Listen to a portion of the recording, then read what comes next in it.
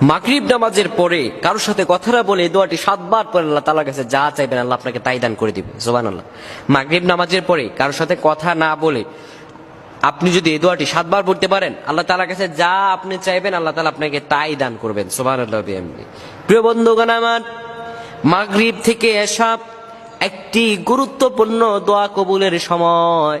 আল্লাহ রাব্বুল আলামিন আমাদেরকে তার কাছে যাইতে বলেছেন। রব্বুল আলামিন বলেন, ইস্তাঈনু বিস-সাবরি ওয়াস-সালাম ইন্নাল্লাহা মা'আস-সাবিরিন। আমার রব বলেন, ও দুনিয়ার মানুষেরা রে, আমার কাছে সাহায্য চাও। বিস-সাবরি ওয়াস-সালাত, ধৈর্য এবং নামাজের মাধ্যমে আমার কাছে সাহায্য চাও। জেনে রাখো, ইন্নাল্লাহা মা'আস-সাবিরিন, নিশ্চয় আমি আল্লাহ রাব্বুল আলামিন ধৈর্য ধারণকারীদের সঙ্গে রয়েছি। আমি আল্লাহ রাব্বুল আলামিন ধৈর্য ধারণকারীদের সঙ্গে রয়েছি। পৃথিবীর বুকে যারা আমি আল্লাহ রাব্বুল আলামিনের কাছে, আমি আল্লাহ তাআলার কাছে চাইবে, আমি আল্লাহ রাব্বুল আলামিন তাদেরকে তাই তাই দান করে দিব। প্রিয় ভাইরা আমার, রব্বুল আলামিন আমাদেরকে ডেকে বলছেন, বান্দা আমার কাছে সাহায্য চাও। সবুর এবং নামাজের মাধ্যমে, দোয়ার মাধ্যমে। মাগরিব নামাজের পরে একটি দোয়া মাকবুলের সময় আপনি যদি কঠিন অবস্থায় থাকেন, আল্লাহ তাআলার কাছে যা চাইবেন আপনি তাই আল্লাহ তাআলা দিয়ে দিবে। ঋণগ্রস্ত আছেন, আল্লাহ তাআলার কাছে চান। অভাবগ্রস্ত আছেন, আল্লাহ তাআলার কাছে চান। মামলা মোকদ্দমায় জড়িয়ে আছেন, আল্লাহ তাআলার কাছে চান। এই আমলটি করে চান, আল্লাহ তাআলার কাছে আপনার চাইতে দেরি হবে, কিন্তু আমার রব আপনাকে দিতে দেরি করবেন না। সুবহানাল্লাহ। প্রিয় বন্ধুগণ আমার, মাগরিব নামাজের পরে কারোর সাথে আপনি কথা বলবেন না।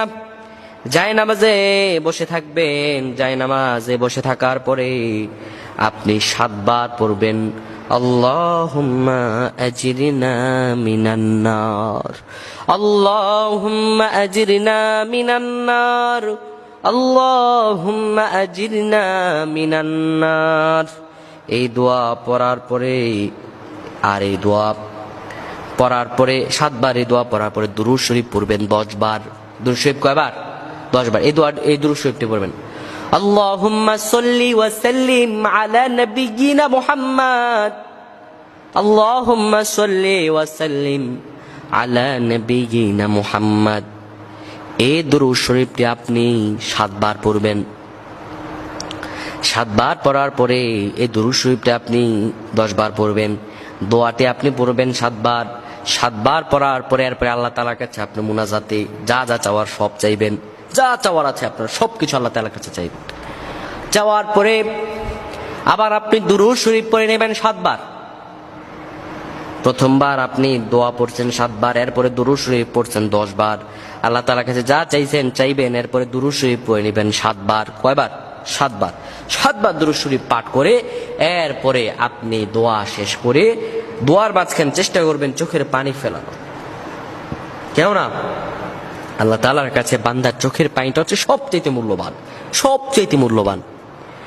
চোখের পানি ফেলে দোয়া করবেন, আল্লাহ গো, কঠিন অবস্থায় আছি, যাদের সন্তান হচ্ছে না, আল্লাহ তাআলার কাছে আরেকটি দোয়া পড়বেন, রব্বি হাবলি মিনাস সলিহিন। হে আল্লাহ, আপনি আমাকে একজন সৎকর্মশীল সন্তান দান করেন। অভাবগ্রস্ত আছেন, আল্লাহ তাআলার কাছে বলবেন, ও আল্লাহ ইয়া রাজ্জাকুন, হে আল্লাহ আপনি রাজ্জাক, আপনি রিজিক দাতা, আপনি আমাকে রিজিক দান করুন। যাদের সম্পদ লাগবে তারা বলবেন ইয়া রাজ্জাক।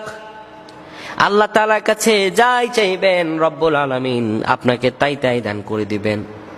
আল্লাহ তাআলার কাছে পৃথিবীর বুকে বান্দারা চাইতে দেরি হয়, কিন্তু আমার রব দিতে কোনোদিন দেরি করেন না।